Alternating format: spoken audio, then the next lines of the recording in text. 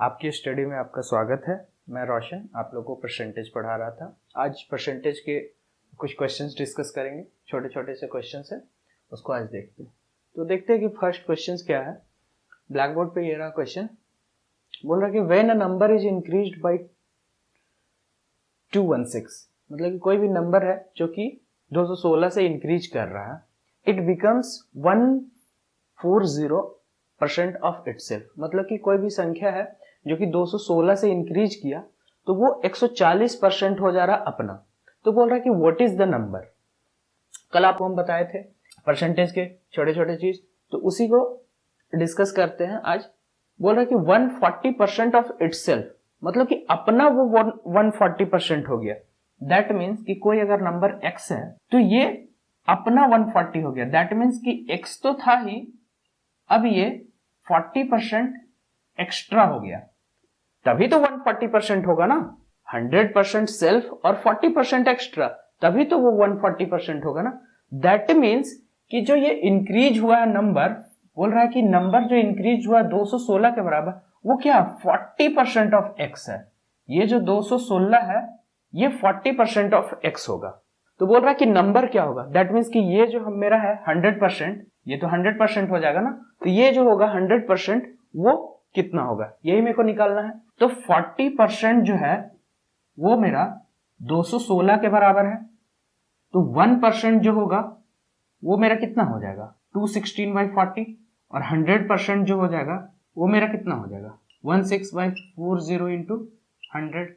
यही होगा। 1 से 1 कट जाएगा, 4 से ये कट जाएगा, 5 और 4 54। तो ये जो मेरा हो गया 540, और यही आंसर है ए। एक बार आप फिर से इस क्वेश्चन को देख ले। बोल रहा है कि कोई एक नंबर है जो कि 216 से इंक्रीज कर रहा है और वो नंबर अपना 140% हो जा रहा है।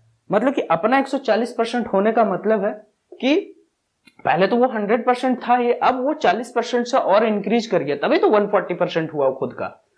तो बोल रहे कि नंबर क्या होगा। तो उसी तरह अगर कोई नंबर है तो वो 100 प्लस 40%, तभी तो 140% होगा। तो जो 40% है वही 216 के बराबर दिया हुआ। तो 40% जो होगा वो 216 के बराबर होगा। 1% जो होगा वो 216/40, और 100% जो हो जाएगा तो 540 आंसर आ जाएगा। अब हम लोग नेक्स्ट क्वेश्चन देखते हैं। आइए दूसरा क्वेश्चन देखते हैं। बोल रहा है कि if 85% of a number is added to 75, then the result is the number itself. The number is, number क्या होगा। कहने का मतलब कि बोल रहा है कि कोई एक नंबर है, हो सकता है x हो, उसमें बोल रहा है कि 85% जो है 85% ऑफ ए नंबर, इसका जो है 85% जब ऐड किया गया तो आपका क्या है 75 के साथ जब ऐड किया गया तो वो नंबर खुद आ गया।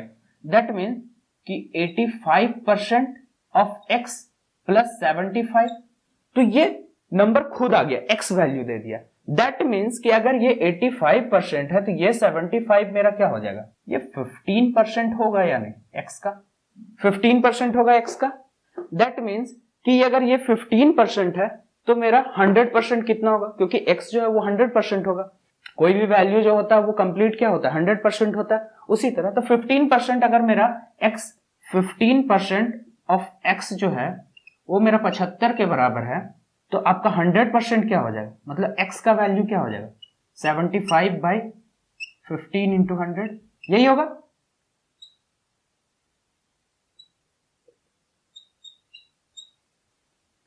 आंसर ये हो जाएगा।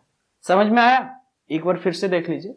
बोल रहा है कि 75 में 85%, किसी नंबर का 85% अगर 75 में ऐड करते हैं तो वो नंबर खुद आ जाता है। दैट मीन्स कि अगर 75 में 85% ऐड कर रहे हैं तो 85% उस नंबर का प्लस 75, दैट मीन्स कि ये जो 75 है उसी नंबर का 15% होगा। तो 15% का मेरा वैल्यू दिया हुआ 75, तो मेरा जो वो नंबर होगा वो नंबर अपने आप में कितना होगा 100% होगा। तो 100% की वैल्यू निकल गई और वो 500 होगा। नेक्स्ट क्वेश्चन देखते हैं फिर। आइए हम लोग नेक्स्ट क्वेश्चन देखते हैं। बोल रहा है कि if 58 1/3% of a number is subtracted from itself, मतलब कि इतना परसेंट जो है किसी संख्या से घटाया गया तो हम लोग जो है वो आपका 640 मिलता है। तो बोल रहा है कि find 131 1/4% of the original number. जो ओरिजिनल नंबर होगा उसका 131 1/4% क्या होगा। तो आइए हम लोग देखते हैं। कल मैं आपको बताया था ये जो होता है आपका 7/12 के बराबर होता है। 1/12 आप लोग को पता है कितना होता है, 8 1/3। तो 8 7 56 और ये 2 हो जाएगा 58 1/3। तो यह अब बोल रहा है कि मैं आपको बताया था कि ये जो होता है बेस वैल्यू, बेस या फिर इनिशियल, मैं बताया था। अब बोल रहा है कि कोई नंबर है, इतना % of a number is subtracted from itself. That means कि ये जो बेस वैल्यू है, ये मेरा इनिशियल वैल्यू होगा, इससे ये जो चेंज है यही तो सब्सट्रैक्ट होगा ना, यही तो घटेगा। तो जो वैल्यू बचेगा दैट मीन्स कि 12 में से 7 जो जाएगा तो कितना बचेगा, यही 5 जो है, 5 का वैल्यू हम लोग जो है कोई भी नंबर है उसमें से इतना % जब घटाएंगे तो हमें 640 मिलता है, जो कि आपका 5 के बराबर है। दैट मीन्स कि 5 जो है वो 640 के बराबर है। तो 1 जो हो जाएगा वो मेरा कितना हो जाएगा, 640/5। तो यहां से मेरा कितना आ जाएगा, 128 आ जाएगा। ठीक है, अब देखिए 128, ये मेरा आ गया 1 का वैल्यू। तो मेरा जो ओरिजिनल जो नंबर होगा वो कितना हो जाएगा, बेस वैल्यू मेरा कितना है 12 है, तो मेरा जो ओरिजिनल नंबर है 12 इंटू 128 हो जाएगा। ये मेरा हो गया ओरिजिनल नंबर। अब बोल रहा है कि ये जो ओरिजिनल नंबर है उसका इतना % कितना होगा। तो आइए देखते हैं यहां पे कि 131 1/4 जो % है ये कितने के बराबर होता है। तो ये आपका 21/16 के बराबर होता है। ठीक है, 6.25 को जब आप 21 से मल्टीप्लाई कीजिएगा तो इतना आ जाएगा। ठीक है, तो मेरा नंबर कितना है, ओरिजिनल नंबर इतना है, और मेरे को उसका 21/16 पार्ट निकालना है। दैट मीन कि जो मेरा वैल्यू हमको जो फाइंड करना है वो कितना हो जाएगा, 128 इंटू 12 इंटू 21/16। तो यहां से आप काट दीजिए, 3 4 से ही कट जाएगा, 3 2। अब यहां से ये जो है आप इसको मल्टीप्लाई कर लीजिए तो आ जाएगा 2016, और यही है आपका आंसर बी। आई थिंक समझ में आ गया होगा।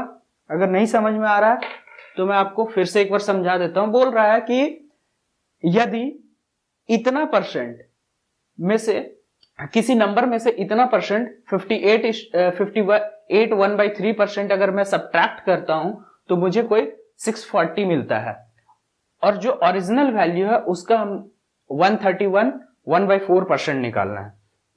तो मुझे पता था कि 58 1/3% जो होता है वो 7/12 का बराबर होता है। यही जो 12 है मेरा क्या होता है, बेस वैल्यू होता है, और ये जो चेंज होता है दैट मीन्स कि 12 में से अगर 7 में घटा दूं, क्योंकि बोल रहा है कि इतना % मेरे को घटाने पे जो नंबर मिलेगा वो 640 के बराबर है। तो 12 में से 7 घटेगा तो जो वैल्यू बचा 5 जो बचा यही तो मेरा 640 के बराबर है ना। तो 5 अगर 640 के बराबर है तो 128 के बराबर हो गया। अब जो है ओरिजिनल वैल्यू, जो मेरा ओरिजिनल वैल्यू है वो कितना है, 12 है। तो ये 12 है तो 1 का वैल्यू मेरा 128 है, तो 12 का वैल्यू कितना होगा, 12 इंटू 128। अब देखते हैं 131 जो है 1/4% वो कितना होता है, वो 21/16 के बराबर होता है। दैट मीन्स कि जो मेरा ये वैल्यू आया 12 इंटू 128, इसका जो है 21/16 अगर हम निकालेंगे तो ये 2016 आएगा, और यही आंसर है आपका। आइए नेक्स्ट क्वेश्चन हम लोग देखते हैं। नेक्स्ट क्वेश्चन क्वेश्चन बोल रहा है कि the sum of two number is, बोल रहा है the sum of two number is 520। If the bigger number is decreased by 4% and the smaller number is increased by 12%, then the numbers obtained are equal। तो बोल रहा है कि smaller number क्या होगा। आइए देखते हैं कैसे बनेगा। बोल रहा है कि यहां से पहले स्टार्ट करते हैं कि बिगर नंबर जो है वो 4% से डिक्रीज हुआ। मान लिया कि x बिगर नंबर है, 4% से डिक्रीज हुआ, दैट मीन्स कि 96% हो जाएगा। 96% x का 96% होगा, क्योंकि 100% था, अब 4% से डिक्रीज किया तो 96% होगा। ये बोल रहा है कि इक्वल है जब स्मॉलर नंबर को 12% से इंक्रीज कर रहे हैं। दैट मीन्स कि स्मॉलर नंबर को 12% से इंक्रीज कर रहे हैं, दैट मीन्स 112% ऑफ y हो जाएगा। यही होगा 12% से, वो भी तो 100% ही होगा ना, कोई वैल्यू हमेशा इनिशियल में 100% होता है, तो 12% से इंक्रीज करने पर वो कितना हो गया, 112% हुआ, और ये 96% हो गया। तो अब देखिए यहां से रेशियो हम निकाल लेते हैं x बाई वाई का, तो ये कितना हो जाएगा 112/96 हो जाएगा। तो 112/96 आ गया आपका यहाँ पे, तो इसको कट कर दीजिए, 7/6 हो गया, 16 से अगर डिवाइड कीजिएगा तो आ जाएगा। अब देखिए बोल रहा है कि जो सम है दोनों नंबर का वो 520 दिया हुआ है।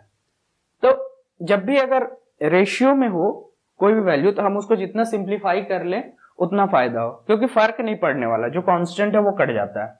तो यहां से अगर देखिएगा तो x जो हो जाएगा वो 7 है और y जो हो गया आपका 6 के बराबर है। तो सम जो होगा 7 + 6 जो होगा वो आपका 540 के बराबर होगा। दैट मीन्स कि 13 जो होगा वो आपका 540 के बराबर होगा। तो 1 जो हो जाएगा वो आपका कितना हो जाएगा 540 है, सॉरी 520 है। दैट मीन्स 7 + 6 जो हो जाएगा 520 हो जाएगा। तो 13 520 के बराबर है, तो 1 जो हो जाएगा यहाँ से 4 बार में कट जाएगा, 13 4 मतलब 40 के बराबर आ गया 1। तो स्मॉलर नंबर मेरे को निकालना, स्मॉलर क्या था y था, y मेरा कितना 6 के बराबर है। दैट मीन्स कि 6 का वैल्यू स्मॉलर नंबर जो हो जाएगा वो आपका हो जाएगा 6 × 40, दैट इज 240। और यही है आंसर, आंसर सी। अगर नहीं समझ में आएगा फिर से समझा देते हैं। बोल रहा है कि सम ऑफ दो नंबर का जो सम है वो 520 दिया हुआ है, बिगर नंबर जो है वो 4% से डिक्रीज किए, मतलब x जो है मेरा बिगर नंबर है इसको 4% से डिक्रीज किए, और स्मॉलर नंबर को जब 12% से इंक्रीज करते हैं तो दोनों जो हो इक्वल है। तो x और y का रेशियो निकाल लिए, तो यहां से मेरा आ गया 7:6 आ गया। तो मान लिए कि x जो है वो 7 के बराबर है, y जो है 6 के बराबर है, तो दोनों का सम जो है वो 520 दिया हुआ है। तो यहां से 13 जो हो गया वो आपका 520 के बराबर, तो 140 के बराबर। तो स्मॉलर नंबर मेरा 6 है, तो 6 जो हो जाएगा वो 240 के बराबर हो जाएगा। आइए नेक्स्ट क्वेश्चन डिस्कस करते हैं। ये रहा हमारा नेक्स्ट क्वेश्चन। बोल रहा है कि Anuja own 66:2/3% of a property, मतलब कि कोई प्रॉपर्टी है जिसका 66/2/3% जो है अनुजा के पास है। बोल रहा है कि if 30% of the property that she owns is worth, मतलब कि जो उसके पास प्रॉपर्टी है 66/2/3% प्रॉपर्टी, इसका 30% जो है उसका जो वर्थ है वो 1,25,000 दिया हुआ है। देन बोल रहा है कि 45% of the value of the property, जो प्रॉपर्टी का जो 45% है उसका वैल्यू क्या होगा ये हमको निकालना है। तो आइए देखते हैं। 66/2/3% जो है ये 2/3 के बराबर होता है, कल डिस्कस कर चुके हैं। तो कोई प्रॉपर्टी है, मान लिया जाए कि सब शुरू में 100% होता है, इसका जो है 2/3 जो है वो अनुजा के पास है, और ये जो 2/3 हो गया इसका जो है 30%, 30% कितना हो जाता है 3/10। ये जो है आपका वर्थ इसका जो है 1,25,000 दिया हुआ है। यहां से हम कैलकुलेट कर लेंगे, ये गया, ये गया, मतलब कि यहां से 20% का जो वैल्यू है वो आपका कितना आ गया 125 इतना हो गया। ये 20% का वैल्यू है। हम 100 इसलिए माने थे किसी प्रॉपर्टी का क्योंकि परसेंटेज भी 100 में होता है, तो उसे हमें लेना इजी होता है। तो यहां से 100 का अगर कोई भी वैल्यू निकल रहा है दैट मीन्स कि वो परसेंट में ही निकल रहा है। तो 20% इतना, अब मेरे को 45% निकालना है, तो इसका जस्ट डबल कर देंगे तो मेरा 40% हो जाएगा। तो 40% मेरा कितना हो जाएगा 250 इतना हो जाएगा। अब इसका हम फोर्थ पार्ट निकाल देंगे, दैट मीन्स कि 5% अगर हम देख लिए तो 5% अगर हम इसको डिवाइड कर देंगे तो वो कितने के बराबर हो जाएगा 31.25 के, यही होगा। के मतलब 1000 हो गया। इसको आप डायरेक्टली ऐसे भी लिख सकते हैं कि ये पॉइंट हटा करके 31,250। तो अब इस दोनों का ऐड कर दीजिए तो 45% आपका कितना आ जाएगा, जब यहां से ऐड करेंगे तो 052,182 281,250 सी रहा आंसर। एक बार फिर से देख लीजिए। बोल रहा है कि अनुजा के पास जो है कोई भी प्रॉपर्टी है उसका 66/2/3% है। अब बोल रहा है कि इसका जो अनुजा के पास है उसका जो 30% है उसका जो वर्थ है 1,25,000 दिया हुआ है। तो बोल रहा है कि 45% जो होगा प्रॉपर्टी का वैल्यू, उसका वैल्यू क्या है। तो 66 2/3 हम निकल गया यहाँ से कि 2/3 होता है। तो हम 100 इसलिए एज्यूम कर लिए 100, क्योंकि कोई भी प्रॉपर्टी, क्योंकि परसेंटेज में उसको कैलकुलेट करना इजी होता है। तो 100 का 2/3 और 30% 3/10, 30% 3/10 होता है। इसका वैल्यू मेरा दिया हुआ 1,25,000। तो यहां से आ गया 20% का वैल्यू 1,25,000। इसको डबल कर दिया तो 40% का वैल्यू आ गया 2,50,000। और 5% यहां से इसको 4 पार्ट में डिवाइड कर दिए तो ये क्या आ गया 31,250। और 45 इन दोनों को कैलकुलेट कर दिए तो 2,81,250। यही है आपका आंसर। आइए नेक्स्ट क्वेश्चन देखते हैं।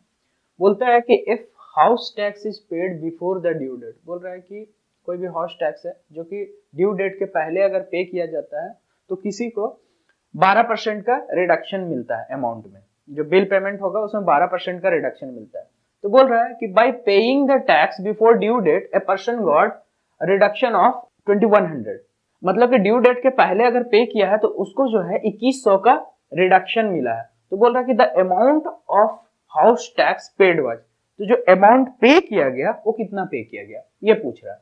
तो बोल रहा है कि ड्यू डेट के पहले अगर हम पेड करते हैं टैक्स को तो हमको 12% का रिडक्शन मिलता है। दैट मीन्स कि 12% का रिडक्शन मिलता है जब हम ड्यू डेट के पहले पेड करते हैं। तो वही बोल रहा है कि किसी पर्सन को जो है वो ड्यू डेट के पहले जब वो पे किया तो उसको 2100 का रिडक्शन मिला। दैट मीन्स कि ये जो 12% है यही आपका 2100 के बराबर होगा, क्योंकि ड्यू डेट के पहले पे करता तो 12% का रिडक्शन मिलता। और वो भी जो पर्सन है वो आपका ड्यू डेट के पहले अगर पेमेंट किया तो उसको 2100 का रिडक्शन मिला। दैट मीन्स कि 12% जो है वो आपका 2100 के बराबर है।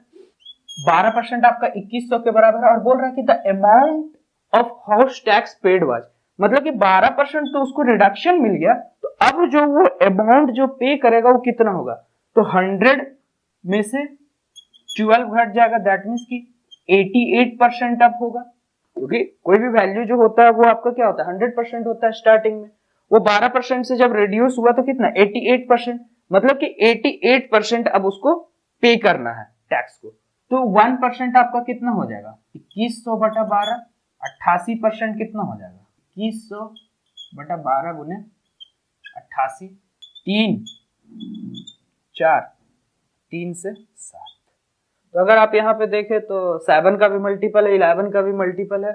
तो आप चेक कर सकते हैं, बट छोटा सा वैल्यू है तो आप यहाँ से कैलकुलेट ही कर ले।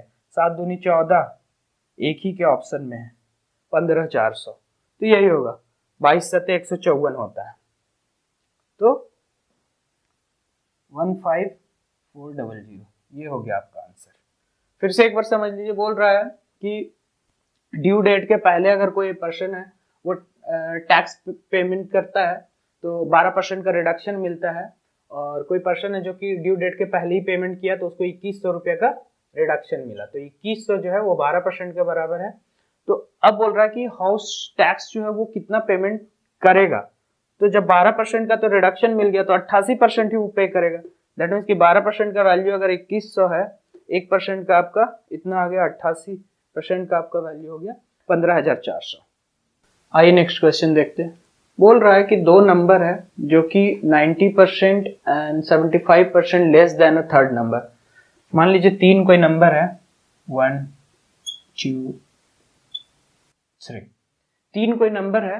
बोल रहा है कि थर्ड नंबर से ये जो दोनों नंबर है, फर्स्ट नंबर 90% और सेकंड नंबर 75% कम है।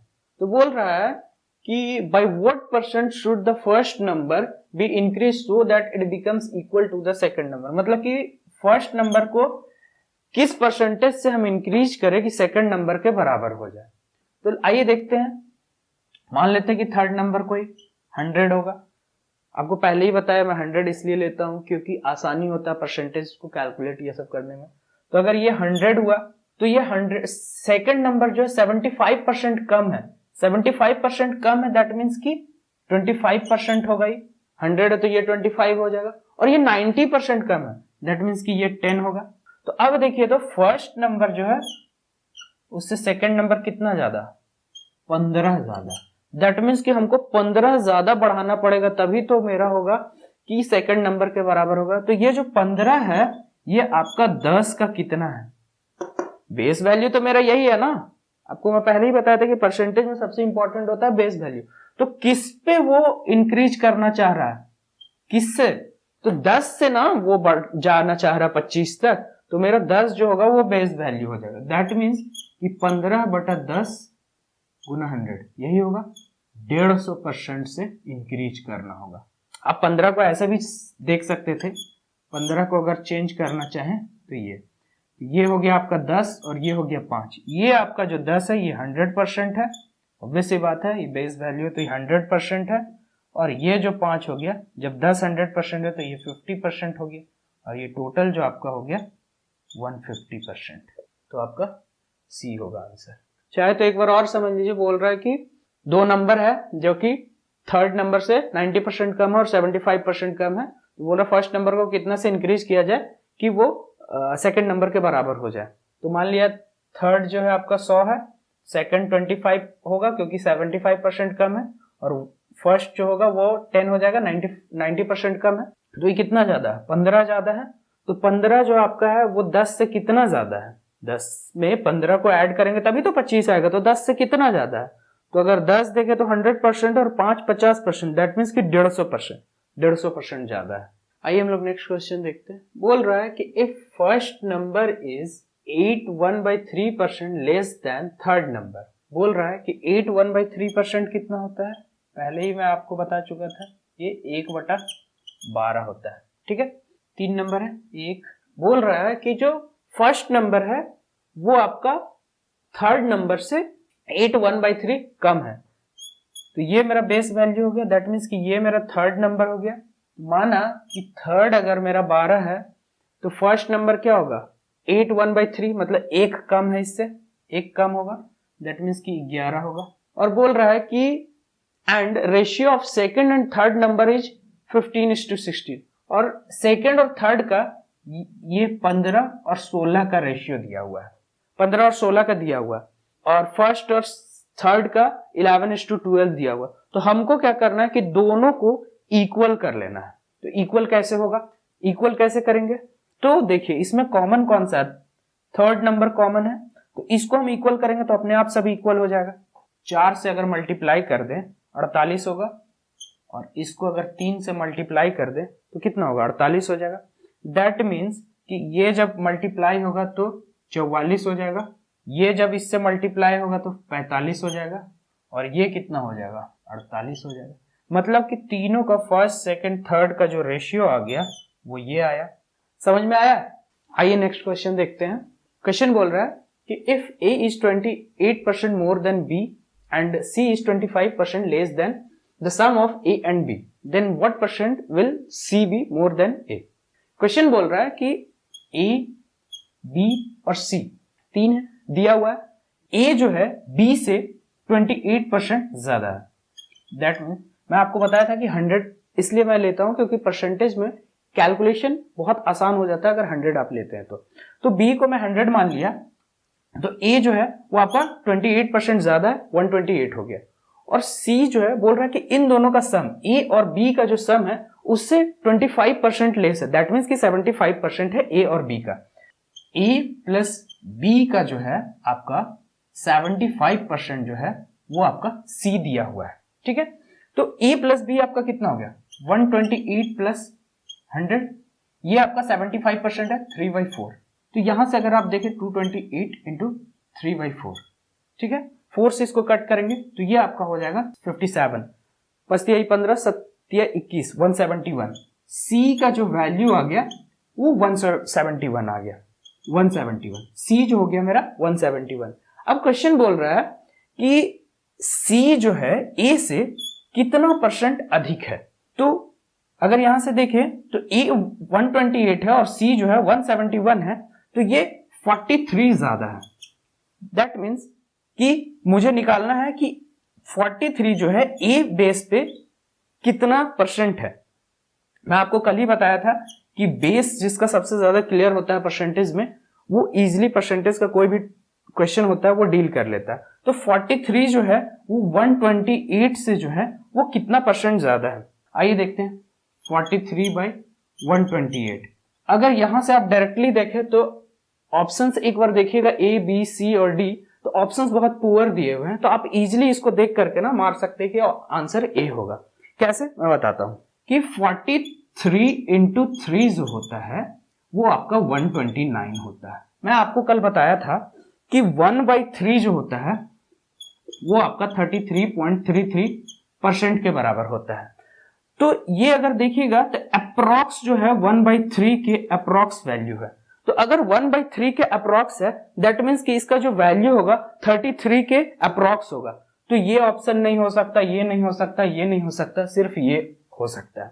और अगर बहुत ज्यादा डीप में जाए तो अगर देखिएगा तो 129 है, दैट मीन्स कि 43 इंटू 3 जो होता है 129 होता है, और यहां डिनोमिनेटर 28 दिया हुआ, दैट मीन्स कि ये जो है एक ज्यादा है और इसका डिनोमिनेटर एक कम है, मतलब कि जो परसेंटेज का वैल्यू है वो 33.33 से हल्का ज्यादा होगा, क्योंकि अगर डिनोमिनेटर कम होगा तो आपका न्यूमरेटर जो होता है वो ज्यादा होता है। तो आप यहां से इजीली देख सकते हैं कि ये 33.33 से हल्का ज्यादा होगा, और एक ही ऑप्शन में 33.6 दिया हुआ आंसर, तो यही आंसर होगा। और आप चाहे तो नॉर्मली फिर इसको डिवाइड करके कैलकुलेट भी कर सकते हैं। नेक्स्ट क्वेश्चन हम लोग देखते हैं। क्वेश्चन बोल रहा है कि if first number is 8 1/3% less than the third number and ratio of second and third number is 15:16, then average of the first and third number is how much percent less या more then second number. बोल रहा है कि first number जो है वो third number से 8 1/3% जो है वो कम है, और रेशियो जो सेकेंड और थर्ड नंबर का वो 15:16 दिया हुआ है। निकालना है हमको कि फर्स्ट और थर्ड नंबर का जो एवरेज है वो सेकेंड नंबर से कितना ज्यादा और कम है परसेंटेज के टर्म में। तो आइए देखते हैं। फर्स्ट, सेकेंड और थर्ड, ये 3 नंबर हुआ। मैं आपको बताया था कि 8 1/3% जो होता है वो कितना होता है, 1/12 होता है। आप देख रहे हैं ना कि यूज कितना ज्यादा है ये सबका परसेंटेज में। और मैं आपको बताया था कि ये जो होता है वो बेस वैल्यू होता है, मतलब कि इनिशियल वैल्यू। तो फर्स्ट नंबर जो है वो 8 1/3 less than the third number, मतलब कि ये मेरा हो गया, ये थर्ड नंबर हो गया, इससे जो है 8 1/3 जो है वो कम है। दैट मीन्स कि ये 1 जो है ये चेंज है, इस 12 में से 1 जाएगा तो 11, जो फर्स्ट वैल्यू है वो मेरा 11 दिया हुआ है। तो ये 12 हो गया, तो ये 11 हो गया। और दिया हुआ है कि सेकंड और थर्ड का जो रेशियो है 15:16 दिया हुआ है। फर्स्ट और थर्ड का रिलेशन दिया हुआ है और सेकंड और थर्ड का रिलेशन दिया हुआ है। तो मेरे पास जो वो कॉमन है थर्ड, तो अगर थर्ड को यहाँ पे मेरा 12 है, यहाँ 16 है, अगर दोनों को इक्वल कर देंगे तो तीनों के बीच मुझे रिलेशन मिल जाएगा। तो इक्वल करने के लिए हम क्या करेंगे, इसको जो है 4 से मल्टीप्लाई करेंगे और इसको जो है 3 से मल्टीप्लाई करेंगे। दैट मीन्स कि ये जो हो जाएगा 4 से मल्टीप्लाई होकर के 44 हो जाएगा, ये 3 से मल्टीप्लाई होगा तो 45 होगा, और ये 48 हो जाएगा। दैट मीन्स कि आपका 1:2:3 का जो रेशियो है 44 45 48 आ गया। अब क्वेश्चन बोल रहा है कि जो फर्स्ट और थर्ड नंबर है इसका और इसका जो एवरेज है वो सेकेंड नंबर से कितना ज्यादा है, ये मुझे निकालना है। तो एवरेज फर्स्ट और थर्ड का जो होगा, फर्स्ट एंड थर्ड का जो एवरेज होगा वो मेरा क्या हो जाएगा, 44 + 48/2 होगा, यही होगा। दोनों को अगर 44 देखे तो कॉमन है, तो 44 से 48 कितना ज्यादा, 4 है, तो 4 दोनों में डिवाइड हो जाएगा 2-2, तो आपका कितना हो जाएगा, जो एवरेज हो जाएगा वो 46 हो जाएगा। 46 हो गया। अब बोल रहा है कि 46 जो है वो 45 का कितना ज्यादा है, कितना परसेंट से ज्यादा है। तो अगर यहां से ये देखे 46 तो कितना, +1, एक ही ज्यादा है, सिर्फ एक ज्यादा है। तो एक जो है वो 45 का कितना परसेंट होगा, यही मुझे निकालना है। तो अगर आप यहां से देखें तो ऑप्शंस जो है 1 जो है 45 का कितना परसेंट होगा। अगर 45 का अगर आप 1% देखें, 45 का अगर 1% देखें तो ये जो हो जाता है 45 का अगर 1% तो कितना हो जाएगा, 0.45। और अगर 2% देखें 45 का तो ये 0.9 हो जाएगा। दैट मीन्स कि 1.92% है और 0.9 से 1 कितना ज्यादा है, 0.1 दिख रहा है आप लोग को, 0.1 जो है वो ज्यादा है।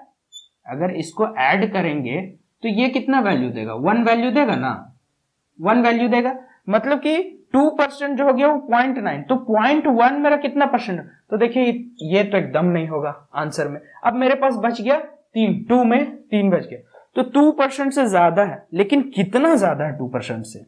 मैं अगर ये चेक कर लूं कि 50% जो है, मतलब 0.5 जो है वो कितना परसेंट हो रहा है, मतलब कि 45 को 0.5 जो है वो कितना हो रहा है, तो 45 का अगर 0.5 देखिएगा परसेंट, तो ये हो जाएगा 0.225, 0.225, और यहां पे मेरे पास बचा हुआ कितना है 0.1, 0.225 देख रहे हैं, मतलब कि 1% से ज्यादा के आसपास है, तो ये आपका आंसर होगा ही नहीं, मतलब कि 2.66 नहीं होगा, 2.45 भी नहीं होगा, एक ही ऑप्शन है वो 2.22। अब चाहे तो डायरेक्टली भी कैलकुलेट कर सकते हैं, 1/45 इंटू 100, 5 से कट कर दीजिए, 9 5 45 और 20 25 100, ये आ गया 20/9। तो अगर देखिएगा तो ये कितना हो गया, 9 दूनी 18, 9 दूनी 18 और 2/9 हो गया, 2/9 कितना होता है मेरा 22 पॉइंट समथिंग होता है, तो 2.22% आ गया, ये आपका आंसर हो गया। फिर से एक बार आप देख लीजिए, बोल रहा है कि फर्स्ट नंबर जो है वो थर्ड नंबर से 1/3% कम है, और सेकंड नंबर और थर्ड नंबर का जो है वो रेशियो मेरा दिया हुआ है। तो यहां से हम फर्स्ट, सेकंड और थर्ड का रिलेशन निकाल लिए, रेशियो निकाल लिए, 44, 45 और 48 आया। अब बोल रहा है कि इन दोनों फर्स्ट और थर्ड का जो एवरेज होगा, फर्स्ट और थर्ड का जो एवरेज है वो 46 है, ये मेरा सेकंड से 45 से कितना ज्यादा है परसेंटेज के टर्म में, तो एक ज्यादा है, तो एक जो है 45 का कितना होगा परसेंटेज, तो 2.22% होगा। आप यहां से देख सकते हैं, डायरेक्टली निकाल सकते हैं। अभी तो छोटा वैल्यू इसलिए आप इजिली कैलकुलेट कर ले, लेकिन जब बहुत बड़ा कॉम्प्लेक्स वैल्यू आता है तो ये बहुत इंपॉर्टेंट रोल प्ले करता है कि आप डिनोमिनेटर का परसेंटेज निकाल लीजिए कितना है और ऊपर वो कितना बार जा रहा है, तो तुरंत आपका परसेंटेज निकल जाएगा। सो आज का क्लास को यहीं खत्म करते हैं, फिर नेक्स्ट क्लास में क्वेश्चंस को डिस्कस करेंगे, और अभी जो एग्जाम्स में जिस तरह के क्वेश्चंस आ रहे हैं उस क्वेश्चंस को है हम आगे धीरे धीरे डिस्कस करेंगे। अभी तो बेसिक से चल रहे हैं, कुछ कॉन्सेप्ट्स भी हैं छोटे छोटे, वो बताएंगे, और उसके बाद फिर एडवांस लेवल पर जाएंगे। सो थैंक यू, आज का क्लास यहीं पे खत्म कर